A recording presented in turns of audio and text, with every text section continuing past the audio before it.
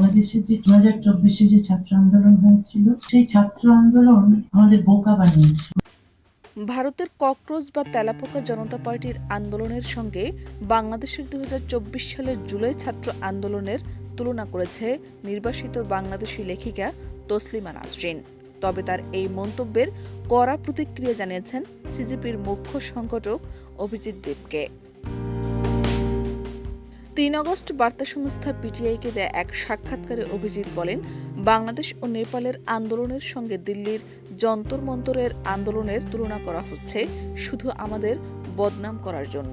আমরা এক নই। এর আগে 2 আগস্ট কলকাতায় এক অনুষ্ঠানে তসলিমা নাসরিন বলেন, সিজিপির আন্দোলনের একটি ভিডিও দেখে তার বাংলাদেশের 2024 সালের ছাত্র আন্দোলনের কথা মনে পড়ে যায়। ওই আন্দোলনের পর তৎকালীন প্রধানমন্ত্রী শেখ হাসিনা ক্ষমতাচ্যুত হন এবং পরে ভারতে আশ্রয় নেন। তসলিমার দাবি, বাংলাদেশের ছাত্র আন্দোলন বিভ্রান্ত করেছিল। তিনি বলেন, আমরা ভেবেছিলাম তারা শুধু কোটা পদ্ধতি বাতিল চায়। শেখ হাসিনা সেই দাবি মেনে নেওয়ার পরও শেষ পর্যন্ত সরকারের পতন ঘটে। পরে দেখা যায় এর পেছনে উগ্রপন্থীরা ছিল। এর ফল বাংলাদেশের জন্য ইতিবাচক হয়নি। এই আন্দোলনের পেছনে জিহাদিরা ছিল এবং জিহাদিরাই পরে দখল করেছে দেশ।